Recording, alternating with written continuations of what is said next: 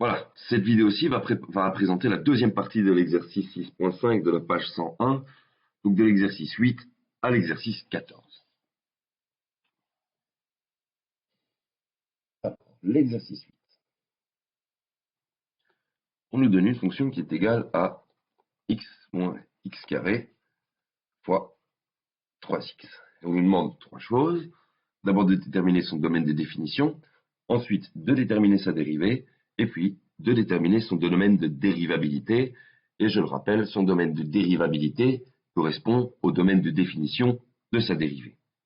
On va y revenir. Première chose, on va regarder ici le domaine de définition. Nous n'avons pas de condition d'existence particulière, donc notre domaine de définition pour cette fonction f8, ce sera égal à l'ensemble des réels. Alors, f8', donc la dérivée, ici on a un produit, cette fonction-ci fois cette fonction-là, et la dérivée pour un produit, je reprends mon formulaire, je regarde, u fois v, c'est u' fois v plus v fois e plus u fois v'.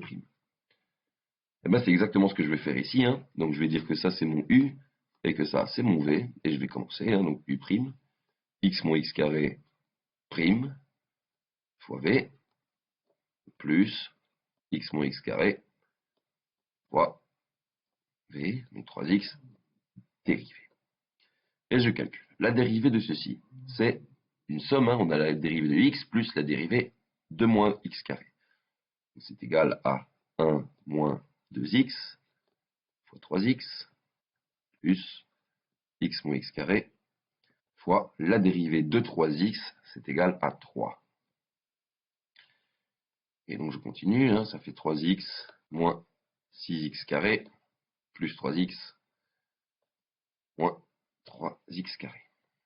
Et donc on trouve au final moins 9x carré plus 6x. Et alors les conditions d'existence là-dessus, il n'y en a pas. Et donc le domaine de dérivabilité de f8, ce sera égal à l'ensemble des réels. Je vais passer au suivant.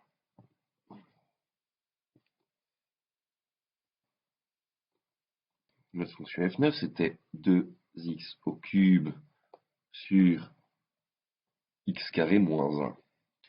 Alors ici, on a un quotient, et je vais prendre mon formulaire pour voir comment on fait dans le cas d'un quotient. Quand on a u divisé par x, on fait la dérivée de u fois v, moins u fois la dérivée de v, le tout sur v au carré. Mais c'est ce que je vais faire. D'abord, je vais regarder mon domaine de définition, dom de f9. Les conditions d'existence, en fait, j'ai les conditions d'existence. La condition d'existence, c'est que x carré moins 1 soit différent de 0, donc que x carré soit différent de 1, et donc x doit être différent de plus ou moins 1. Mon domaine de définition, c'est R, sauf moins 1 et plus 1.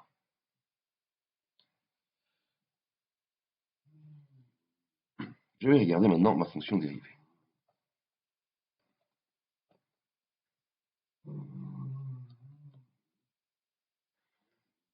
Alors, je vais dire que ça ici, c'est mon u, et ça ici, c'est mon v, et donc je commence, c'est la dérivée de u, 2x cube prime fois v, x carré moins 1, moins u, 2x cube, fois la dérivée de v, donc x carré moins 1 prime, le tout divisé par x carré moins 1 au carré. Donc là, j'ai appliqué ma formule. Je vais maintenant calculer. La dérivée de 2x cube, c'est égal à 6x carré, fois x carré moins 1, moins, j'ai mis une parenthèse en trop, 2x cube fois la dérivée de x carré moins 1, c'est égal à 2x. Le tout sur x carré moins 1 au carré.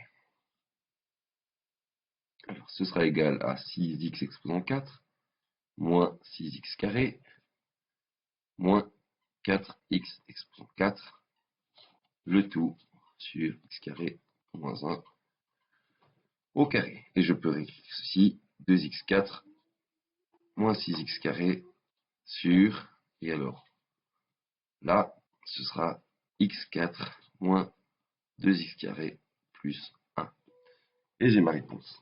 Il ne me reste plus qu'à trouver le domaine de dérivabilité de cette fonction f9. Je me rends compte qu'ici, ma seule condition d'existence, c'est que x carré moins 1, le tout au carré, soit différent de 0. Et en fait, je vais retomber sur le même domaine que le domaine de définition.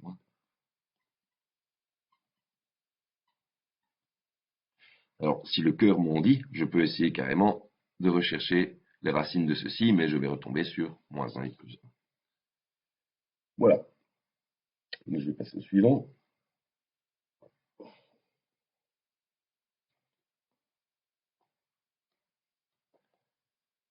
Alors, on a 4x au carré plus 3x moins 1, le tout divisé par 2x plus 1.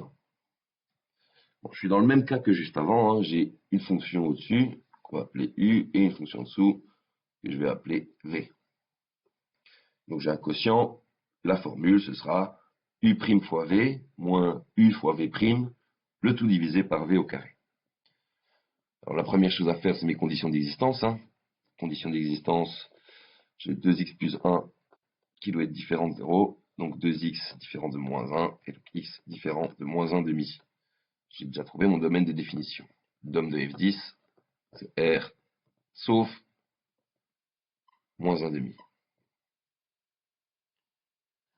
Alors, ensuite, on va calculer cette fameuse dérivée, f'10 de x. Ce sera égal à la dérivée de l'un, 4x carré plus 3x moins 1 prime, l'autre, moins l'un, 3x carré plus 3x moins 1, fois la dérivée de l'autre, 2x plus 1 prime, le tout divisé par 2x plus 1 au carré. Ce sera égal. On commence. La dérivée de ceci. C'est une somme, donc ce sera la dérivée de chaque terme qui sont additionnés. Donc la dérivée de 4x carré, ça nous fait 8x, plus la dérivée de 3x, ça nous fait 3, plus la dérivée de moins 1, c'est 0, donc 8x plus 3 fois, l'autre il ne bouge pas, moins. Ça ne bouge pas, fois la dérivée de 2x plus 1. Et la dérivée de 2x plus 1, c'est la dérivée de 2x, donc 2, plus la dérivée de 1, donc 0. Juste fois 2, sur 2x plus 1 au carré. Alors je continue, je vais distribuer ici, et je vais distribuer là. Et donc je vais réécrire ceci, 16x carré, plus 8x, plus 6x, plus 3, moins 8x carré, moins 6x, plus 2. Donc il faut faire attention parce qu'ici il y a un moins et donc il y a la règle des signes qu'il faut redistribuer.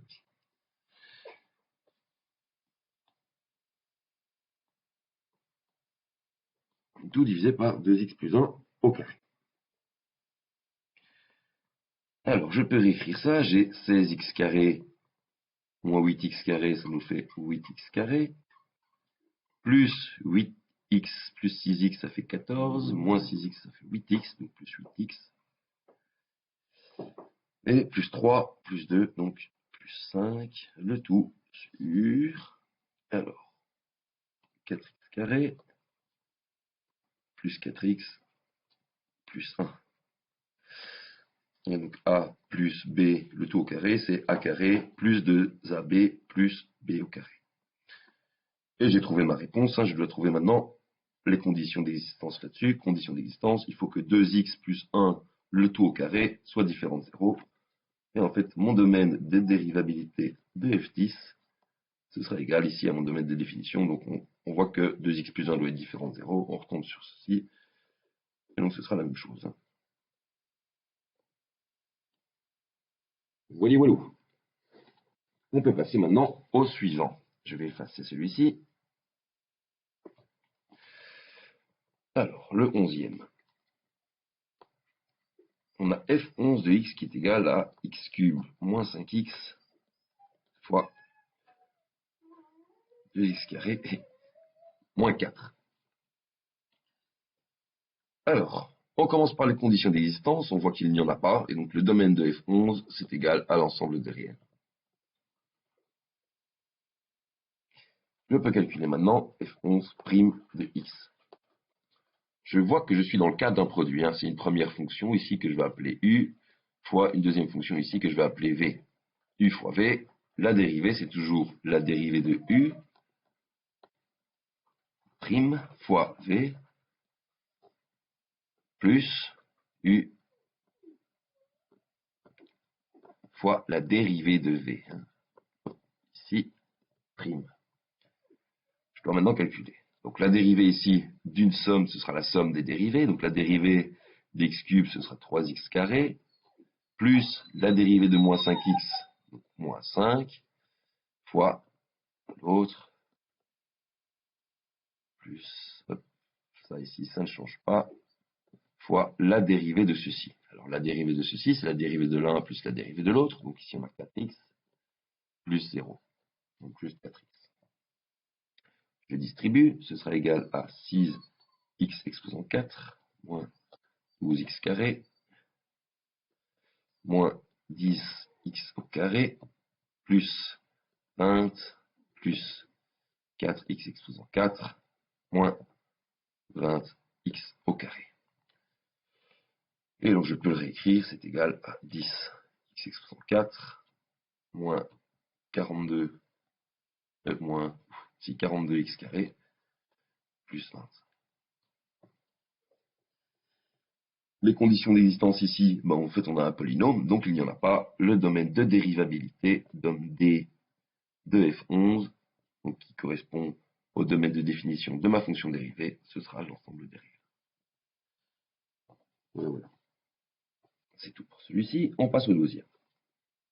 On a une fonction f12 de x qui est égale à moins 5,3. Alors, moins 5,3, c'est un réel, en fait, c'est une constante. Hein. Donc, on sait déjà que notre domaine de définition, il n'y a pas de condition d'existence, donc c'est l'ensemble des réels. Et ce qui est intéressant aussi, c'est, on l'a vu dans notre formulaire, la dérivée d'une fonction constante, ce sera toujours égal à 0. Hop. Pas de condition d'existence, donc le domaine de dérivabilité, c'est l'ensemble des réels. Alors, il nous en reste deux à faire, et je vais effacer cette page.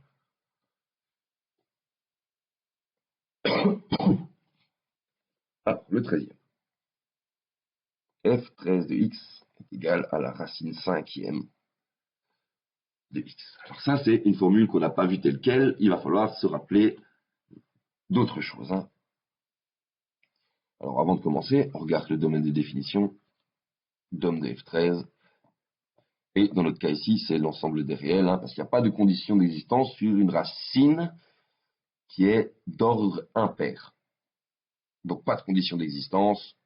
Mon domaine de définition, c'est l'ensemble des réels.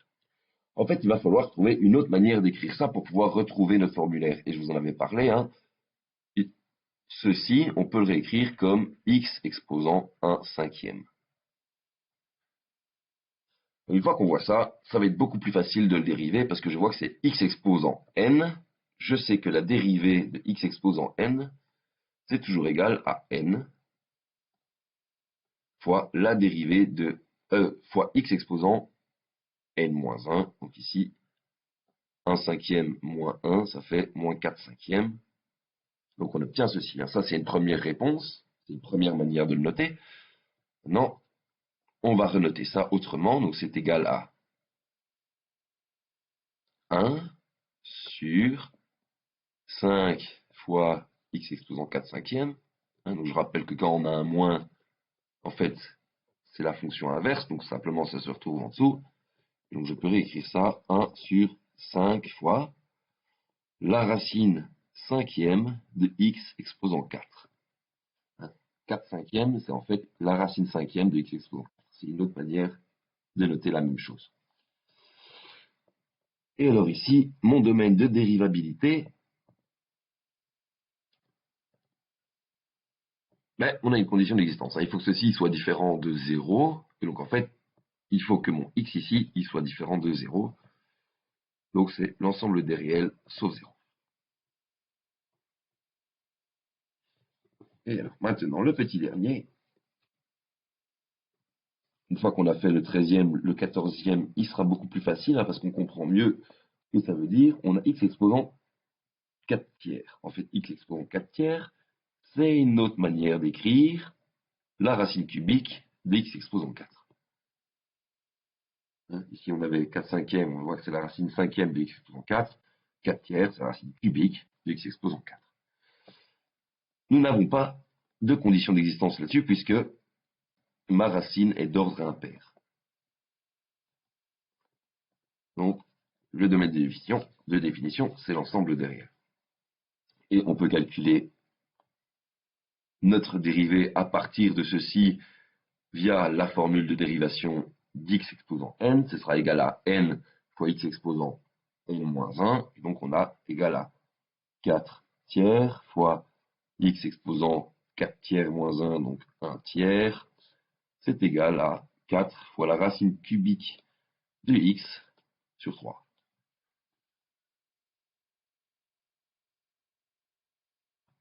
Et voilà. Alors, les conditions d'existence là-dessus, eh ben, nous n'en avons pas. Et donc, le domaine de dérivabilité de F14, c'est l'ensemble des réels. Voilà. Et c'est tout pour cet exercice. J'espère que ça vous a aidé à comprendre l'utilisation des formules pour le calcul de la dérivée.